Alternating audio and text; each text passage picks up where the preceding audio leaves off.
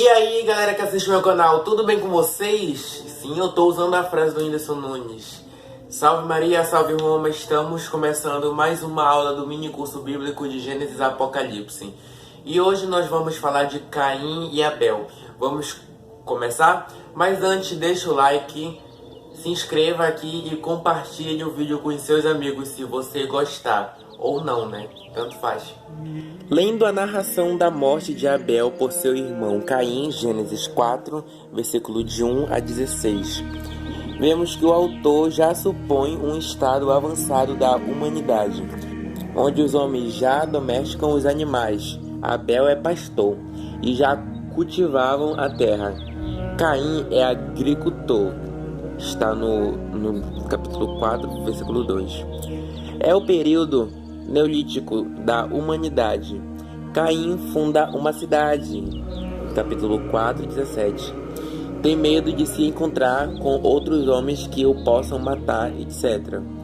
Baseado nesses traços literários, os estudiosos dizem que o autor sagrado relatou um fratricídio ocorrido nos tempos de Moisés, século 13 a.C., para mostrar que quando o homem se afasta de Deus, ele se torna perigoso para o próprio irmão. Assim, não se pode dizer que Caim e Abel sejam filhos diretos dos primeiros pais, e nem era a intenção do autor sagrado afirmar isto. Disto tudo, vemos que não tem sentido a pergunta: com quem se casou Caim?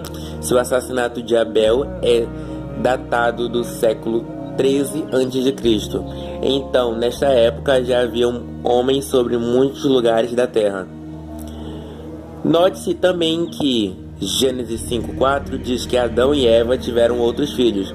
Neste caso, pode-se entender também que Caim tinha com quem se casar, ainda que fosse com uma irmã de sangue, o que não era empecilho na antiguidade. Esta é uma alternativa para quem não aceita a tese anterior. O dilúvio. 4 capítulos do Gênesis, 6 a 9, narram o dilúvio bíblico e significa uma expressão do pecado, a começar com Adão e Eva. Vão se alastrando cada vez mais.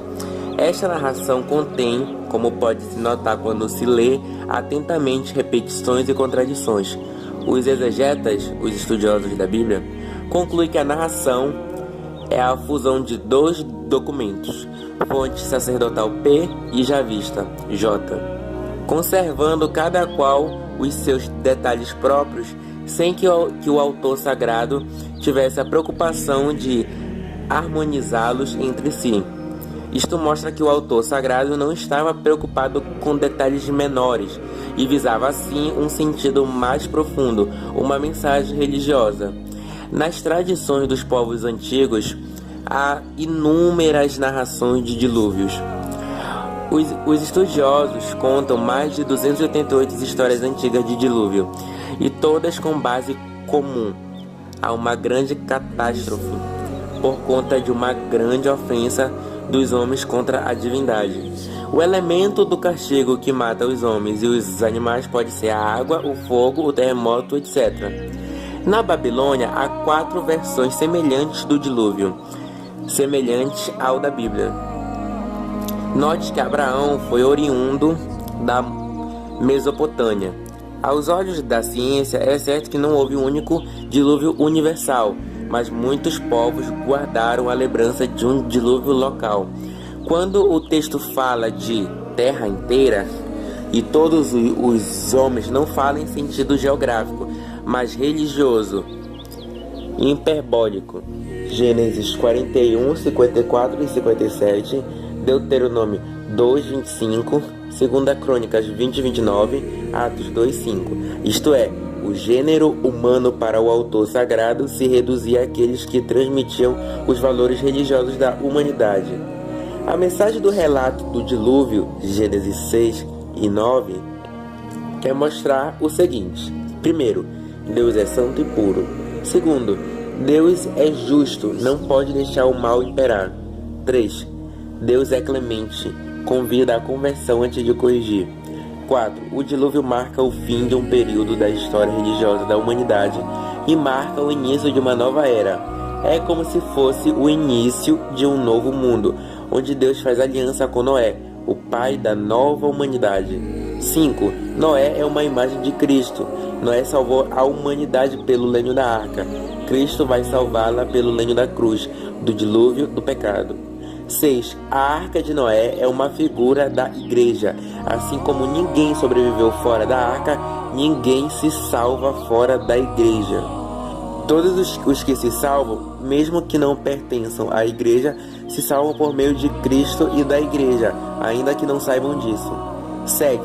As águas do dilúvio são figura do batismo, que pela água dá vida aos fiéis e apaga os pecados. 8. O dilúvio, como nova criação, prefigura os novos céus e a nova terra, 2 Pedro 3, 5 a 7 e versículo 10, que haverá no fim da história. Os 70 povos. Depois do dilúvio, o Gênesis apresenta uma tabela de 70 povos descendentes de Noé e de seus filhos Sem, Cã e Jafé. Gênesis 10, de 1 a 32. E em Gênesis 11, de 1 a 9. O episódio da Torre de Babel com profundo sentido religioso. Os filhos de Jafé dão origem aos povos da Ásia Menor e das ilhas do Mediterrâneo, até o litoral da Espanha. Os filhos de Cã ocupam a região do sul, Egito, Etiópia, Arábia e Canaã. Os filhos de Sem habitam a região da Mesopotâmia e Arábia. Os 70 povos são descendentes de Noé. Note que para os antigos o número 70 era símbolo de plenitude. O autor sagrado não quer com isto indicar a origem das raças, como se estas tivessem começado após o dilúvio, com Noé. Assim, Jafé seria o pai da raça branca, Cã, o da raça negra, e Sem, o da raça amarela. A Bíblia nada afirma acerca de origem das raças, pois não é este seu propósito. A tabela Gênesis, capítulo 10, quer indicar a unidade de origem de todos os povos. Embora espalhados pela terra, esta mentalidade de origem comum e da fraternidade entre os homens não havia na literatura dos povos antigos.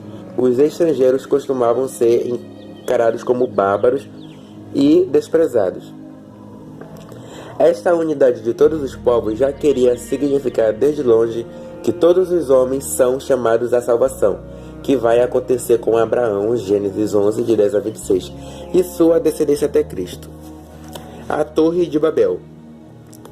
O episódio da Torre de Babel, Gênesis 11, de 1 a 9, não tem a finalidade de explicar a origem das línguas.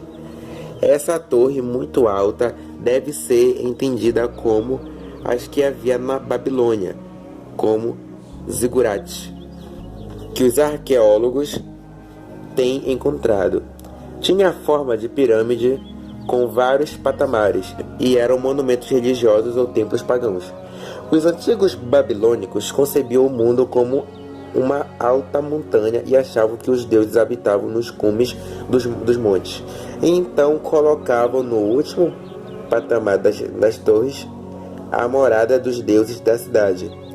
Na Babilônia, a torre mais famosa era a do deus Marduk, chamada de Casa do Fundamento do Céu e da Terra. Era o poder político da Babilônia divinizado. Assim, a torre de que queria criar para si um nome famoso que os mantivesse unidos, formando assim um poderoso centro político e cultural, impregnado do culto de um ídolo.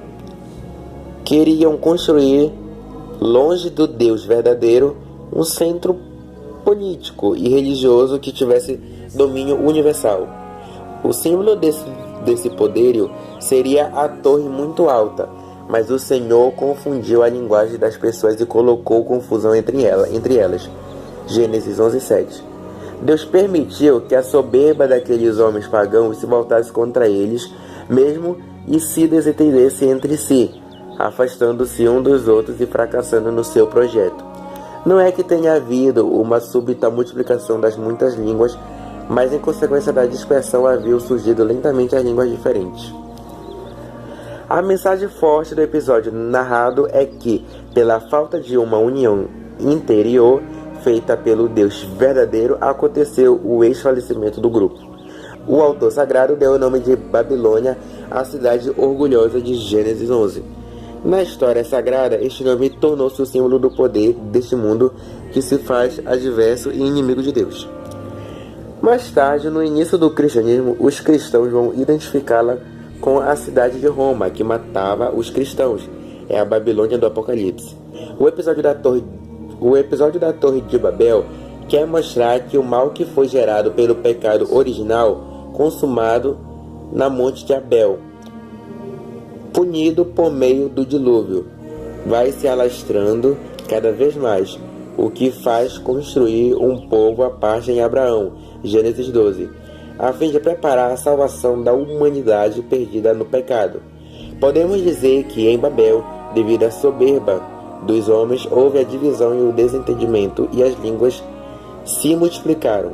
Os povos antigos viam a grande diversidade de línguas causada pela divisão entre os homens, e consideravam isto uma desgraça e mesmo com um castigo por causa do pecado. No dia de Pentecostes, na consumação da redenção trazida por Cristo, os grupos de nações diversas foram reunidos, louvando a Deus numa só língua no mesmo reino de Deus. As línguas de Pentecostes mostram um homem de coração novo e derruba as barreiras antigas de cultura, raça, idiomas, interesses, etc. Reunidos todos novamente na igreja, a família nova de Deus, como irmãos unidos no mesmo ideal de amar e servir a Deus, longe de uma vida de orgulho e soberba, que divide e faz os homens não se entenderem nem mesmo na língua.